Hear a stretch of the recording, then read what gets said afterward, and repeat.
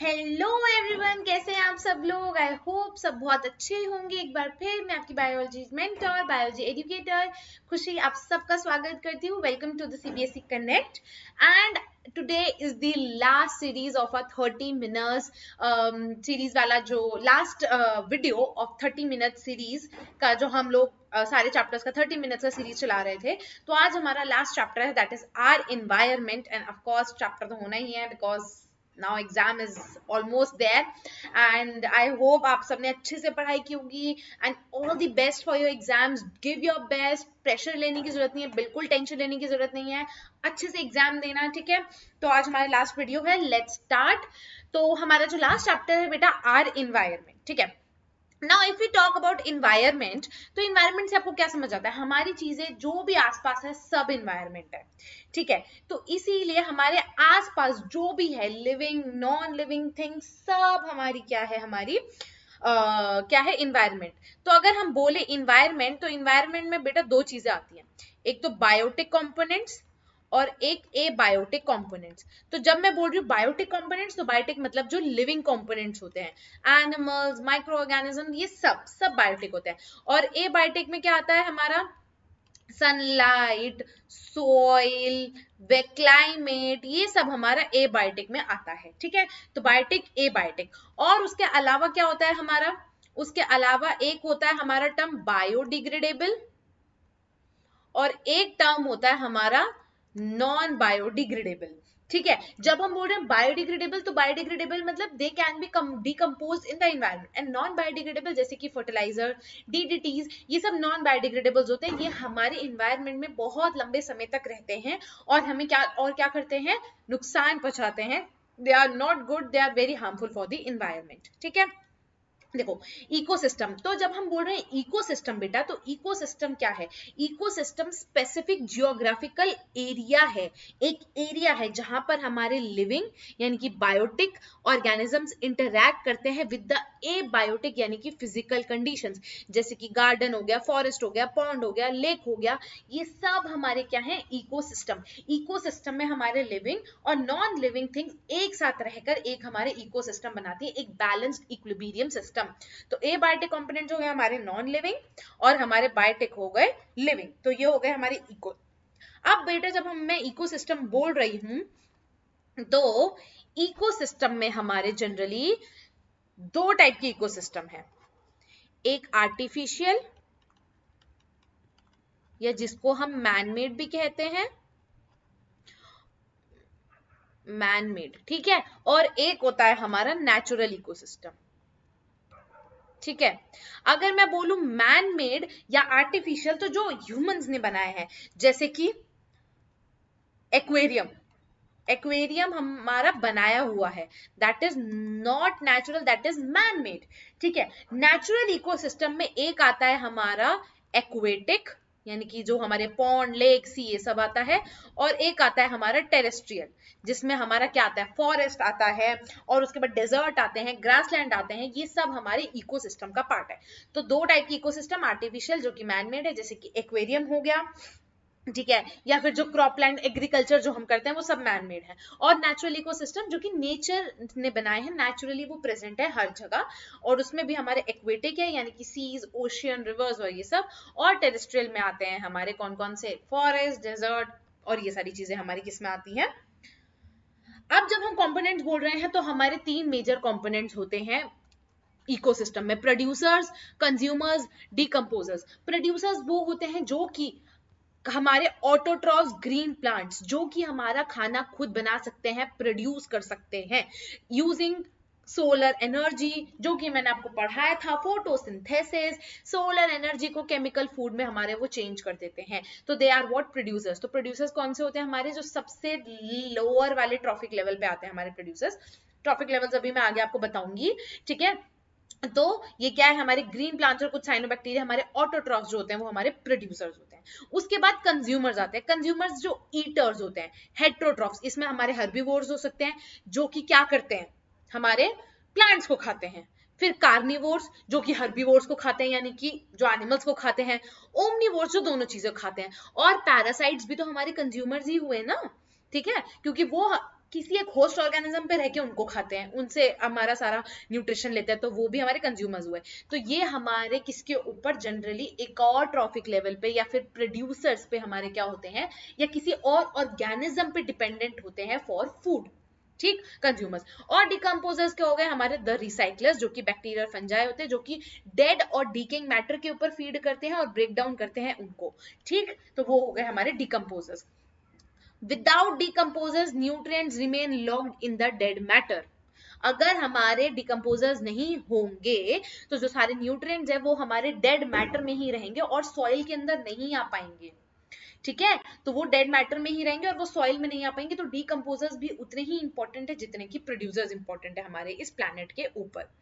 ठीक है, उसके बाद नेचुरल आर्टिफिशियल इकोसिस्टम मैंने आपको बताया, लेक और फॉरेस्ट वगैरह सब नेचुरल इकोसिस्टम है। आर्टिफिशियल जो कि एक्वेरियम या क्रॉपफील्ड जो मैन मेड है। ठीक, अब आगे देखते हैं। अब जब हम बोल रहे हैं ये सारी चीजें, तो डिकम्पोजर्स भी हो गए।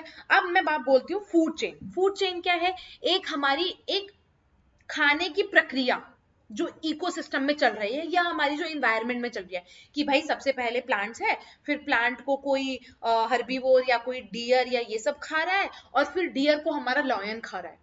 ठीक है, तो ये क्या हो गई हमारी फूड चेन। और जब बहुत सारी फूड चेन बेटा मिल जाती है तो हमारी बनती है फूड वेब। ठीक है, नेटवर्क जब बनता है कि भाई एक ग्रास को खाने वाले बहुत सारे ऑर्गेनिजम्स है, खाली एक डियर नहीं है, फिर ग्रास हॉपर को खाने वाले भी 2-3 ऑर्गेनिजम्स है, फिर फ्रॉग को खाने वाले भी उसमें भी 2-3 है। तो जब बहुत सारी फूड चेन मिल जाती है तो फूड वेब बनता है। और फूड चेन क्या हो गई, लीनियर या theoretical. Nature is not linear, food web is a network. तो चेन तो हो गई सिंपल कि हाँ भाई ये एक और ये हमारा प्रोड्यूसर था, फिर एक हर्बीवोर, एक और कंज्यूमर आया, फिर एक और कंज्यूमर आया। ठीक है, तो ये हमारी हो गई नॉर्मल फूड चेन। ठीक है, और ये जो हर एक लेवल है ना, इसको हम कहते हैं बेटा ट्रॉफिक लेवल। ये ट्रॉफिक लेवल क्या है 1, ये क्या है ट्रॉफिक लेवल 2, ये फिर ट्रॉफिक लेवल 3, और जो हमारे डिकम्पोजर्स है वो सबसे टॉप ट्रॉफिक लेवल पे आते हैं। ठीक है,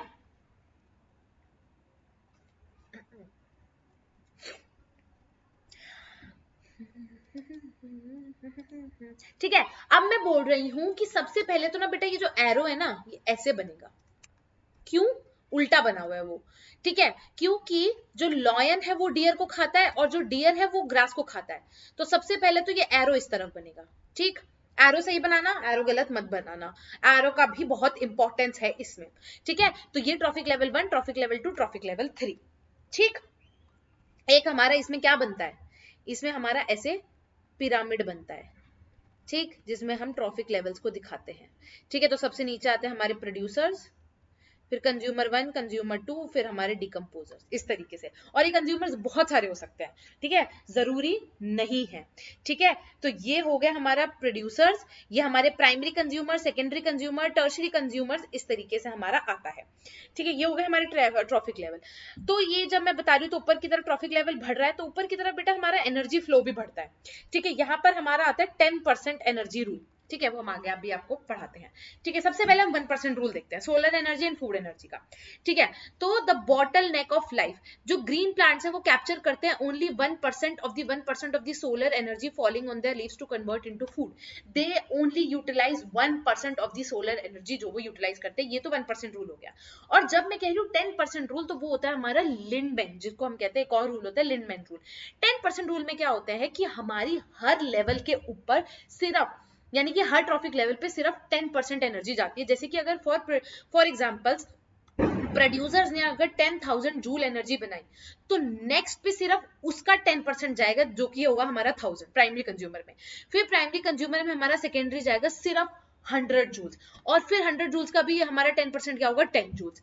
फिर उसके बाद 1% यानी कि 1 जूल, फिर उसके बाद 0.01 जूल। इस तरीके से हमारा क्या है 10% रूल चलता है कि हर एक ट्रॉफिक लेवल पे सिर्फ 10% of the previous energy he pass on होती है। Only 10% of energy is transferred to the next trophic level. The remaining 90% is lost to the environment as heat and work, and this limits food chain to the 3 to 4 step. इसी वजह से जो हमारी food chains होती हैं वो सिर्फ 3 से 4 स्टेप पे हो जाती है खत्म. क्यों? क्योंकि उसके बाद तो अब एनर्जी मिलेगी ही नहीं ना, अब तो बचा ही नहीं कुछ. कोई मतलब कोई 0.01 जूल एनर्जी से क्या ही कर लेगा. और बची हुई जो 90% हमारी बेटा एनर्जी होती है वो हमारी या तो एनवायरनमेंट में चली जाती है या हमारे जो बॉडी के मेटाबॉलिक प्रोसेसेस है उनमें चली जाती है. ठीक, तो ये हो गया हमारा क्या 10% रूल. ठीक, चलिए अब आगे देखते हैं. ये हो गया हमारा. ठीक है, तो अब इसके बाद एक टर्म आती है हमारी बायोलॉजिकल मैग्निफिकेशन. ठीक है, एनर्जी जो है वो डिक्रीज होती है as you move up but toxins increase होते हैं. बायोलॉजिकल मैग्निफिकेशन क्या है? बायोलॉजिकल मैग्निफिकेशन क्या है? कोई भी टॉक्सिन का रिटेन होना एट सर्टेन लेवल. ठीक है, जैसे कि अब मैं बताती हूँ बायोलॉजिकल, जैसे कि फॉर एग्जांपल वाटर है. अब वाटर के अंदर कोई टॉक्सिन है, फॉर एग्जांपल डीडीटी है. ठीक है, क्योंकि ये नॉन बायोडिग्रेडेबल है तो ये क्या होते हैं हमारे डिग्रेड नहीं होते हैं, ये बहुत लॉन्ग टर्म तक रहते हैं. अब क्योंकि एनर्जी फ्लो तो ऊपर की तरफ बढ़ रहा है, कम हो रहा है सॉरी, बट जब हम टॉक्सिन्स की बात कर रहे हैं ना तो वो धीरे धीरे ट्रॉफिक लेवल पे बढ़ रहे हैं और सबसे टॉप ट्रॉफिक लेवल पे सबसे हाई टॉक्सिन्स होंगे. ठीक है, इसको हम क्या कह रहे हैं बेटा? Biological magnification. इसको हम क्या कह रहे हैं? Biological magnification. की सबसे जो टॉप लेवल है उस पर सबसे ज्यादा हमारा एक्यूमुलेशन हो जाएगा किसका? टॉक्सिन्स का.